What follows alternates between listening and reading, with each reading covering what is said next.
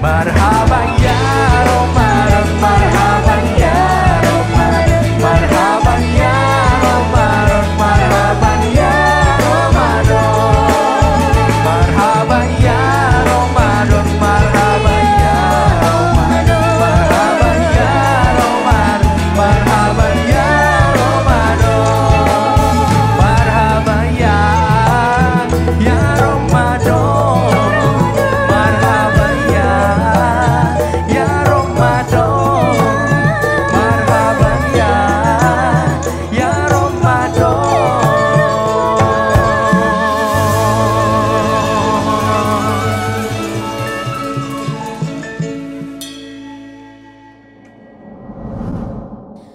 Assalamualaikum warahmatullahi wabarakatuh.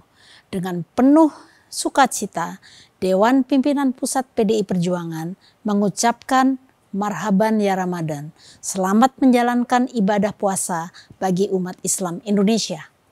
Sobat PKN, sebagaimana kita ketahui bahwa bulan puasa Ramadan adalah salah satu rukun Islam yang wajib dijalankan. PDI Perjuangan percaya Sobat PKN yang saat ini beribadah puasa dapat menjalankan perintahnya dengan penuh khidmat dan kekusukan. Selama bulan puasa, Sobat PKN tidak hanya menahan lapar dan haus, tetapi juga menahan hawa nafsu. Di balik semua itu, banyak manfaat bidang kesehatan yang kita peroleh, terutama untuk jiwa dan badan diri kita. Jika jiwa dan badan kita telah terlatih dan terbentuk selama pengembangan ini, tentu kita akan menjadi manusia yang kuat dan tangguh. Manusia yang tidak mudah terombang-ambing, manusia yang kokoh berkat ridho Tuhan Yang Maha Esa. Jika jiwa dan badan yang telah terbangun akan memiliki sebuah karakter, dan tentu manusia yang berkarakter menjadi cerminan dari bangsa yang berkarakter. Semoga di bulan Ramadan 1443 Hijriah ini, seluruh jiwa dan badan rakyat terbangun untuk Indonesia. Marhaban ya Ramadan, selamat menunaikan ibadah puasa Ramadan 1443 Hijriah. Bangunlah jiwa dan badannya. Wassalamualaikum warahmatullahi wabarakatuh.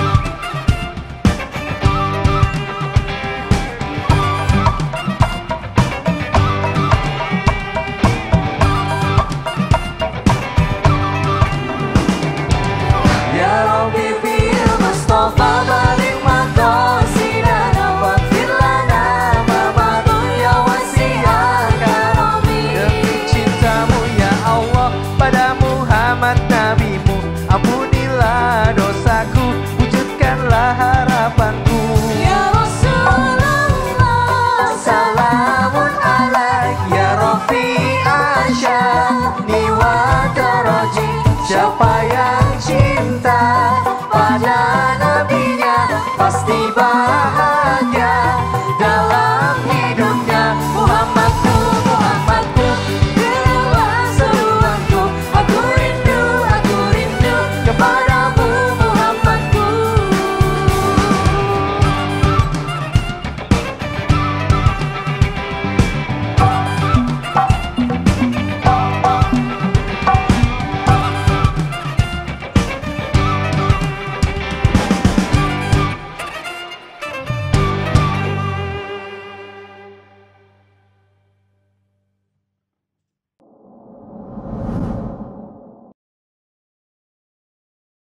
Assalamualaikum warahmatullahi wabarakatuh.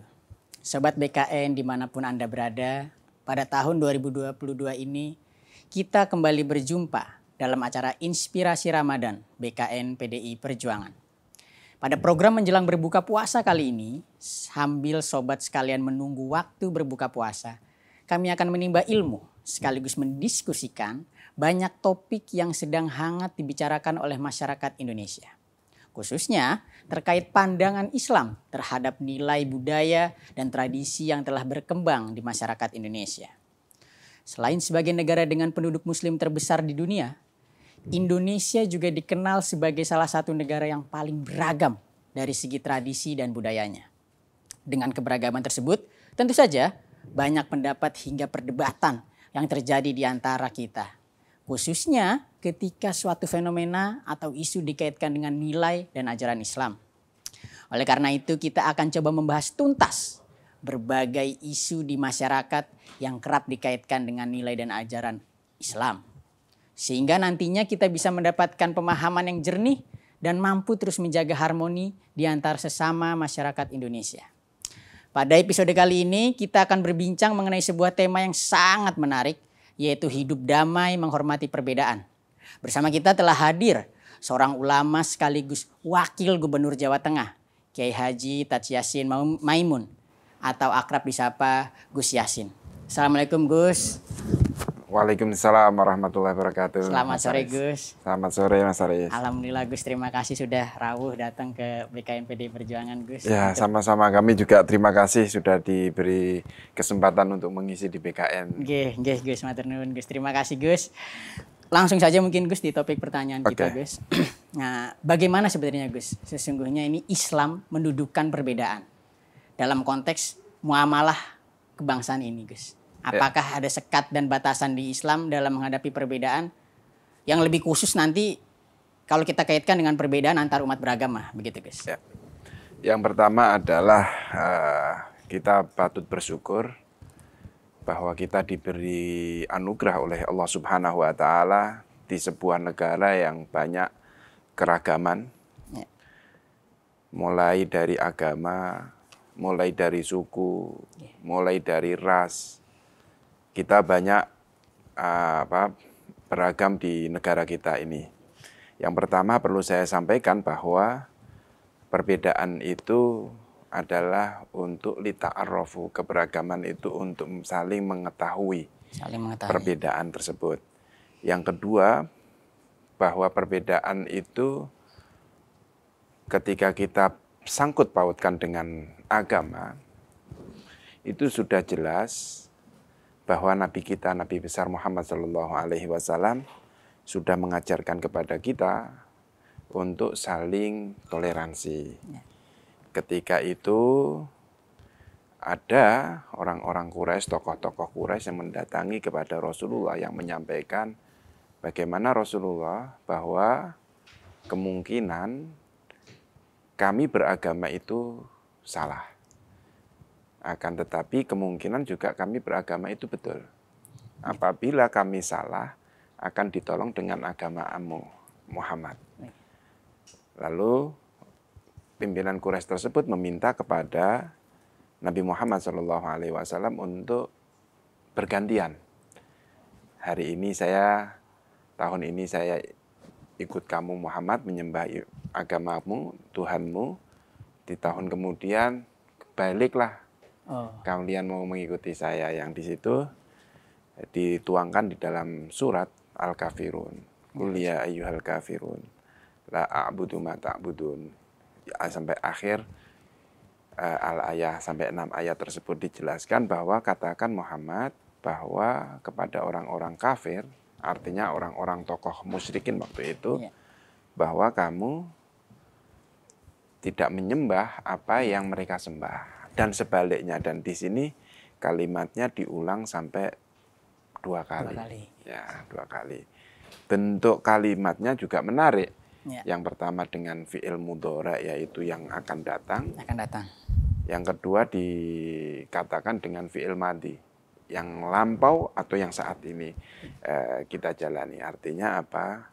Nabi besar kita sudah mengajarkan bahwa silakan kalian beragama, silakan kalian beribadah, tetapi jangan paksa kami untuk mengikuti ibadah kalian, beragama seperti kalian. Dan begitu juga sebaliknya, kami juga nggak akan memaksa kalian, karena di dalam ajaran Islam sendiri orang itu masuk ke Islam itu tanpa paksaan.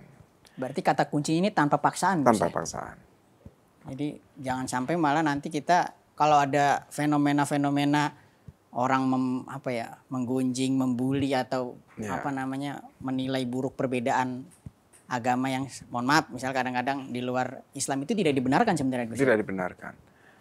Itu di dalam konteks agama ya. Sekarang di dalam konteks dalam umatnya Nabi besar Muhammad sendiri. Beliau juga menyampaikan bahwa ikhtilafu ummati rahmah, bahwa perbedaan umatnya Nabi besar Muhammad SAW adalah rahmat. Artinya rahmat ini adalah untuk memantik kita semua untuk mengetahui apa yang diajarkan oleh Nabi kita Muhammad SAW. Artinya kita disuruh untuk menghormati perbedaan di dalam tubuh Islam sendiri. Perbedaan di dalam tubuh Islam sendiri atau agama Islam sendiri, kita juga dituntut untuk menghormati perbedaan di dalam beragama. Gitu. Berarti memang sejak zaman Nabi Muhammad SAW itu memang Nabi sudah berpesan untuk kalau ada perbedaan di dalam umat Islam sendiri pun dihargai seperti itu. Dihargai, betul. Jadi memang tidak ada ajaran yang dianggap paling benar seperti itu. Enggak ada. Maka disitulah kita bisa lihat kepada ulama-ulama beliau. 4 mazhab sendiri kan berbeda.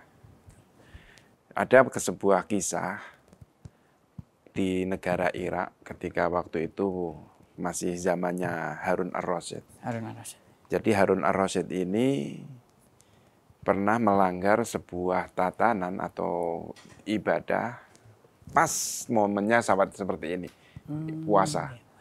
Ketika Harun ar-Rasyid itu melakukan puasa, beliau melakukan kesalahan dengan mengumpuli istrinya di siang hari. Salah satu istrinya di siang hari. Ketika beliau ini mengetahui kesalahan itu, lalu beliau bertanya kepada Imam Malik, gimana ini solusinya? Apa yang harus saya lakukan ketika saya di waktu siang hari melakukan kumpul dengan istri saya? Maka di situ harus bayar kafaroh. Ya kan? Harus bayar denda. Nah, ketika itu dijawab, ya kamu harus puasa 2 bulan berturut-turut. Lalu merasa Harun ar-Rasyid ini nggak puas dengan jawaban beliau. Masa sih hanya melakukan seperti ini aja saya bayarnya harus puasa 2 bulan berturut-turut. Lalu beliau memanggil Imam Syafi'i. Dan Imam Syafi'i di dalam madhabnya kan ikhtiar, boleh memilih salah satu 3 dari yang ditentukan. Yang pertama boleh memberikan makan kepada orang miskin. Yang kedua boleh memerdekakan budak. Yang ketiga puasa 2 bulan. Boleh dipilih salah satunya. Boleh salah satu kan. Tetapi Imam Syafi'i menjawab kepada Harun ar-Rasyid, ya benar Imam Malik. Kamu harus puasa 2 bulan. Karena apa? Supaya agama ini tidak disepelekan. Kalau waktu itu memberi jawaban dengan madhab Syafi'i, Harun ar-Rasyid mungkin bisa enaknya saja. Jadi besok saya ngumpulin, saya beri makan 60 orang mudah. Memerdekakan budak saya mudah.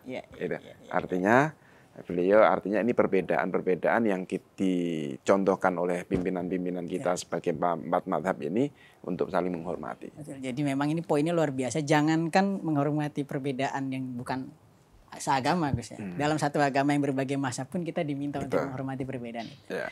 Baik Gus, untuk ke pertanyaan selanjutnya Gus. Ini kan bangsa Indonesia ini kan sudah dikenal lah Gus di dunia ini sangat majemuk. Ada ratusan keragaman budaya, bahasa, mungkin ribuan tradisi yang melingkupinya. Menurut jenengan Gus, apa hikmah dari seluruh keberagaman yang kita miliki ini Gus? Tadi ya saya sampaikan bahwa hikmah itu semuanya adalah untuk lita'arofu, untuk saling mengenal. Dan kita patut bersyukur juga kepada founding father negara Republik Indonesia ini yang akhirnya menyetuskan sebuah undang-undang dasar 45. Kita diberi juga ada Pancasila ke-5 Pancasila ini yang akhirnya 5 Pancasila, sila 5 Pancasila ini benar-benar mengatur kehidupan warga Indonesia. Semua agama mengakui dengan sila yang pertama, yaitu ketuhanan yang Maha Esa.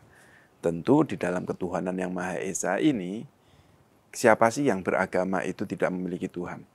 Kalau orang mengakui saya beragama, pasti memiliki Tuhan. Itulah kenapa agama-agama yang ada di Indonesia ini diakui semuanya, kecuali yang tidak beragama gitu. Makanya yang tidak beragama, menurut saya sih sudah selesai ya, orang-orang yang tidak mau beragama, karena di dalam sila yang pertama itu sudah jelas bahwa manusia yang hidup di Indonesia ini, warga yang harus di Indonesia ini harus beragama. Gitu. Jadi memang perbedaan itu memang sudah harus dihargai. Harus dihargai. Gus, ini yang menarik Gus. Saya lebih jauh atau lebih detail ke kasus yang mungkin beberapa tahun terakhir sedang marak Gus. Misalnya di beberapa wilayah ada ajakan untuk melakukan jual beli terhadap, maksudnya yang sesama muslim saja. Bahkan waktu itu ada memakai mata uang sendiri lah mereka begitu kan. Kemudian ada juga mulai berkembang ke sini mungkin ada warung khusus ini, khusus umat beragama ini, atau kos khusus untuk masyarakat beragama ini. Nah ini gimana sih Gus sebenarnya kalau secara bijak ini kita harus menyikapi, dan Islam sebenarnya memandang kejadian-kejadian seperti ini Gus? Oke. Pertanyaannya sangat menarik ya. Jadi memang maaf, kita itu dalam bermuamalah itu ada batas-batasannya memang. Akan tetapi apakah terus kita itu harus membatasi diri, kita harus berhubungan dengan sesama agamanya, lalu yang agama yang lain harus beragama sesama dengan orang yang lain. Berarti kita ini tidak mengakui keberadaan Nabi kita, Nabi besar Muhammad SAW. Coba kita telisik kepada sejarah beliau. Beliau itu sejak kecil sudah diajari untuk bermuamalah, untuk berinteraksi dengan orang-orang yang ada di Makkah, bahkan sampai ke negara Syam. Ketika beliau di usia belia, beliau mengembala kambing. Setelah usia menginjak remaja di usia 11 tahun, beliau berdagang, memperdagangkan dagangannya Sayyidah Khadijah, yang nanti akhirnya menjadi istrinya beliau. Dan beliau ketika mendagangkan atau menawarkan dagangannya Sayyidah Khadijah, beliau tidak hanya ada di negara Mekah, tetapi beliau juga melakukan perdagangan sampai ke negara Syam. Negara Syam yang saat ini kalau kita masuk ke sana, ceritanya beliau ketemu dengan pendeta Bukhairah, maka di situ ada di kawasan negara Suriah atau Syria. Beliau ketika di sana juga tidak membatasi kan, dia menjual kepada siapa saja, semua saja kan boleh dilakukan, dilayani, tidak memandang apakah agamanya dan seterusnya. Ditambah lagi ketika beliau akhirnya waktu itu beliau mendapatkan predikat as-siddiq, orang yang bisa dipercaya. Ya. Artinya beliau mendapatkan predikat as-siddiq ini sebelum nubuah sampai di bawah sampai beliau meninggal. Dan itu dipercaya bukan hanya orang Islam saja, tetapi juga orang-orang yang tidak Muslim. Ketika meletakkan pertama batu Hajar Aswad, orang-orang Makkah waktu itu Quraisy Makkah berantem, Nabi yang diminta. Nabi ketika hidup di Mekah, setelah nubuah, beliau juga menjalankan perniagaan, perdagangan dengan orang-orang Quraisy. Dengan bentuk bahwa beliau ketika ada di Mekah, itu beliau dipasrahi atau diberi kuasa oleh orang-orang Quraisy untuk mengelola keuangannya. Jadi uangnya dititipin ke Nabi Muhammad untuk mengelola keuangannya. Artinya beliau ketika mau hijrah, dia menyelesaikan dulu uang-uang yang orang-orang Quraisy dikembalikan. Artinya itu menjaga kepercayaan. Yang kedua, ada kisah juga bahwa Nabi ketika hijrah dengan Sayyidina Abu Bakar ke Madinah, beliau juga mempercayakan salah satu orang Quraisy yang tentu berbeda dengan agamanya Nabi Muhammad untuk memberikan petunjuk arah ke Madinah. Artinya beliau juga menghargai muamalah dengan orang-orang lain. Maka di sini ya kenapa sih kita harus membatasi diri? Apalagi maaf ya, juga isu-isu saat ini bukan hanya perdagangan, yang paling ngeri lagi di kesehatan. Kesehatan, Gus? Ya, jadi di kesehatan itu ada dokter-dokter, mohon maaf, ada beberapa dokter oknum ya. Jadi mereka nggak mau menolong yang tidak selama Islamnya. Astagfirullahaladzim. Nah ini, di mana kemanusiaan kita, sementara agama itu ditegakkan salah satunya adalah untuk hifdzun nafas, untuk menjaga nyawa. Kalau kita tidak mau menolong mereka, gimana kita bisa menyelamatkan nyawa? Berarti ini harus segera diakhiri ya, Gus? Harus diakhiri. Praktik seperti ini, Gus? Ya, kita berdagang sama siapa saja boleh. Berdagang sama siapa saja, berprofesi seprofesional mungkin, apalagi menyangkut kemanusiaan seperti nyawa tadi, Gus. Gus, ini mungkin hampir ke pertanyaan terakhir, Gus, terkait pesan jenengan, Gus, apa yang sebenarnya harus dilakukan masyarakat Indonesia, Gus, khususnya generasi muda saat ini agar bisa terus hidup damai dan di tengah perbedaan kita ini, Gus. Kan kita sangat beragam nih, Gus. Yang pertama saya menyampaikan kepada masyarakat Indonesia, khususnya para anak-anak muda ini, untuk senantiasa belajar agama. Karena agama ini tidak bisa dipisahkan dari kehidupan kita. Karena di negara pun kita diwajibkan untuk beragama. Maka dari agama apapun silakan pelajari agama kita masing-masing. Utamanya kepada masyarakat yang beragama Islam. Mari kita pelajari, karena dengan pengetahuan keagamaan kita yang matang, kita akan mengetahui manfaat dari keberagamaan, manfaat dari perbedaan. Dan saat ini saya melihat dengan munculnya keberagaman, perbedaan yang saat ini, saya malah bersyukur. Bersyukur ya, Gus. Kenapa? Dengan adanya perbedaan ini, akhirnya kita tahu pendapat-pendapat mana ulama-ulama. Oh, ternyata ada ulama yang membolehkan ini loh. Tetapi ada yang tidak membolehkan. Kita mau pakai mana? Gitu. Toh itu sama-sama boleh. Gitu. Artinya perdalam agama, ketika kita mengetahui agama, insya Allah kita akan diselamatkan dari permasalahan-permasalahan agama, perbedaan-perbedaan. Dan ingat bahwa di dalam agama pun kita diminta untuk tidak ta'assub atau fanatisme terhadap satu kelompok. Dan itu kalau kita sudah tidak ta'assub, maka ya kita akan mengerjakan apa yang menurut kita baik. Oke, luar biasa, Gus. Sama-sama. Baik, Sobat BKN sekalian dimanapun berada, luar biasa sekali perbincangan kita pada sore hari ini. Banyak ilmu yang kita dapatkan dari Gus Yassin, khususnya terkait perbedaan yang ada di masyarakat kita hari ini. Sampai waktunya nggak terasa sudah selesai. Kita telah belajar banyak pada sore hari ini tentang sesungguhnya Islam melihat tentang hidup damai menghormati perbedaan. Semoga kedepannya kita akan lebih bijak dalam menanggapi berbagai fenomena yang ada, khususnya ketika dikaitkan lagi-lagi dengan nilai dan ajaran Islam.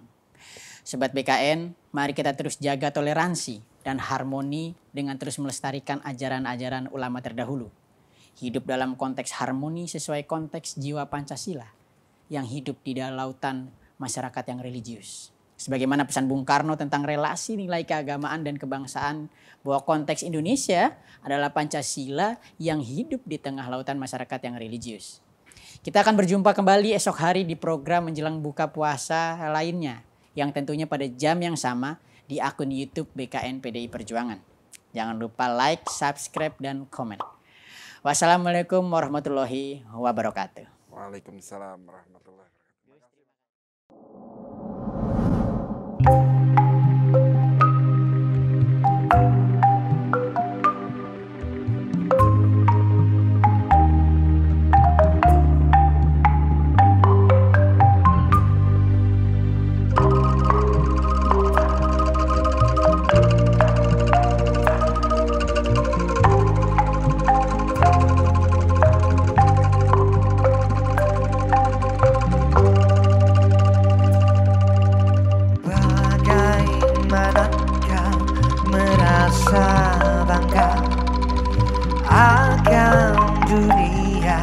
Yang sementara, bagaimanakah bila semua hilang dan pergi meninggalkan dirimu.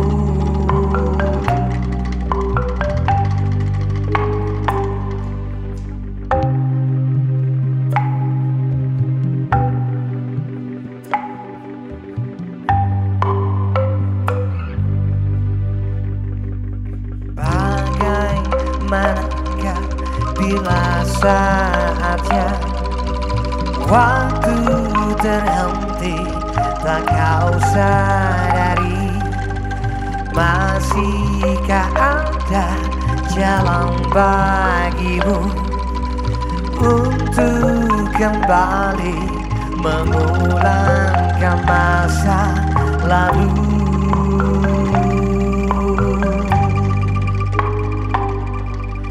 Dunia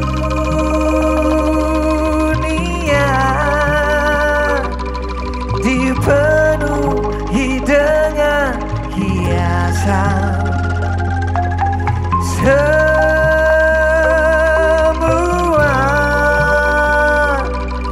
dan segala yang ada akan kembali padanya.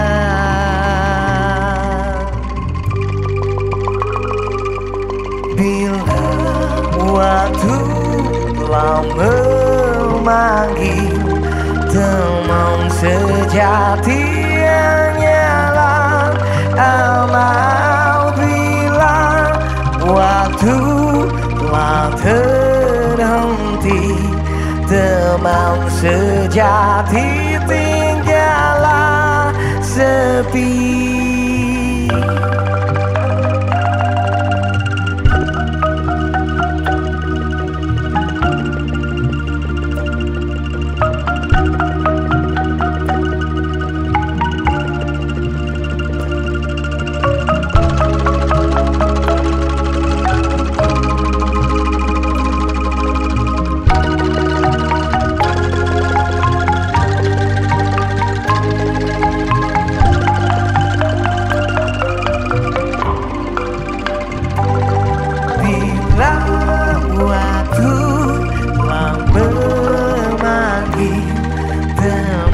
Sejati hanyalah apabila waktu telah terhenti, teman sejati tinggallah sepi.